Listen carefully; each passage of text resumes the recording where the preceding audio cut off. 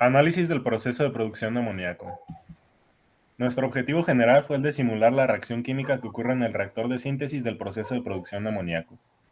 En cuanto a nuestros objetivos específicos, tuvimos tres: evaluar las constantes de equilibrio de temperatura y presión propuestas para conocer el balance de materia, conversión y determinar si la reacción era lenta o no; evaluar el rendimiento de la reacción para la síntesis de amoníaco a temperatura y presión establecidas en el equilibrio; y calcular la transferencia de calor que ocurre en el intercambiador de calor después del reactor de síntesis.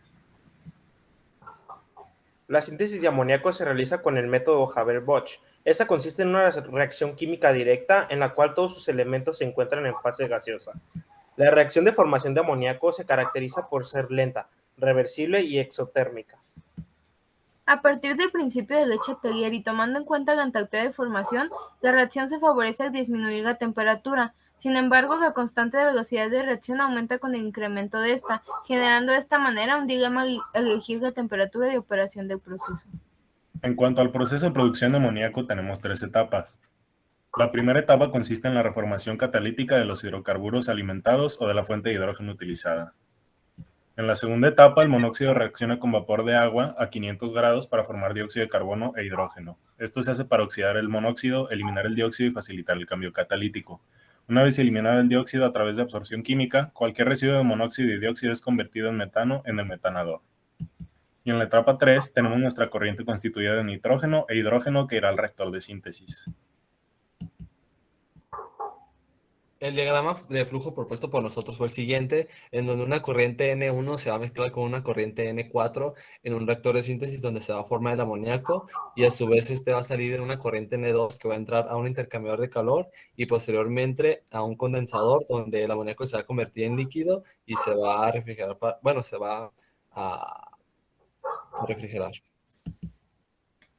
Por la lentitud con la que se lleva a cabo la reacción, a temperatura ambiente la formación del amoníaco sería casi imposible debido a su alta energía de activación por la ruptura del triple enlace del nitrógeno. Por esto es necesario hacer uso de un catalizador con el objetivo de aumentar la velocidad con la que ocurre la reacción. Actualmente el catalizador más utilizado es hierro reducido, con el objetivo de mejorar el rendimiento del catalizador y para mejorar la absorción y disociación del nitrógeno diatómico se añaden pequeñas cantidades de promotores, normalmente óxido de calcio, óxido de potasio y óxido de aluminio. La velocidad de reacción fue la siguiente y la encontramos en la literatura, y del lado derecho se encuentran las constantes cinéticas que dependen de la temperatura.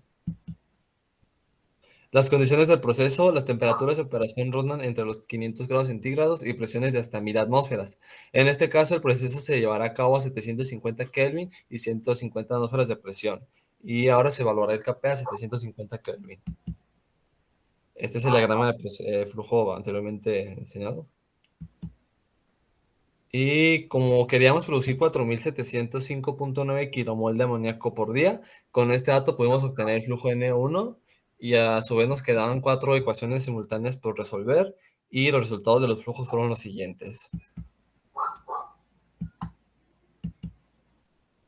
El Kp lo graficamos en función de las constantes cinéticas, que a su vez son función de la temperatura, y podemos observar que entre menor temperatura haya, el proceso de conversión es pues, prácticamente 100%, pero no hay que olvidar que entre menor temperatura haya, el proceso es más lento. Igual el Kc en analogía al Kp, entre menor temperatura hay, el porcentaje de conversión es mayor. Y esta fue la ecuación que se resolvió para obtener el porcentaje de conversión, que fue de 61.24%. Y en los balances de materias, en esta tabla se pueden ver los 5 flujos que obtuvimos con sus respectivas fracciones molares. Una vez obtenidas las condiciones óptimas para llevar a cabo este proceso, se utilizaba un simulador de procesos químicos llamado DWSIM para poder evaluar que los cálculos se realizaron de forma correcta. En este caso, se seleccionó un reactor de conversión en el cual se llevan a cabo las reacciones químicas. Estas reacciones proceden hasta que se alcanza la conversión máxima o hasta que se agota el reactivo limitante. Se obtuvieron resultados bastante satisfactorios y similares a los previamente calculados. La tabla muestra las propiedades del amoníaco al final del proceso, y en esta se puede observar que coinciden con las calculadas anteriormente. Para el diseño del intercambiador de calor se parte de la ecuación para intercambiadores de tubos concéntricos con coeficiente global de transferencia de calor U constante. Por la temperatura y presión con la que sale el amoníaco del reactor, se calcula la presión vapor de este a partir de la ecuación de Antoine y se obtiene que la temperatura a esa presión es de 425.02 Kelvin.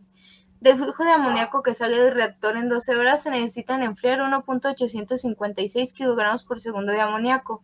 Como medio refrigerante se utiliza agua a 278 Kelvin y entonces se obtiene que el calor que debe perder el amoníaco de 750 Kelvin a 435.02 Kelvin son 16.638 por 10 a la 5 joules sobre segundo. Si el agua sale a 368 Kelvin, la temperatura media logarítmica es de 253 Kelvin y con coeficiente global de transferencia de calor de 284 watts sobre metro cuadrado Kelvin, el área de contacto es de 23.157 metros cuadrados. Tomando como base tubos de 3/4 de pulgada de diámetro externo y 2 metros de largo, se obtiene que son necesarios 194 tubos.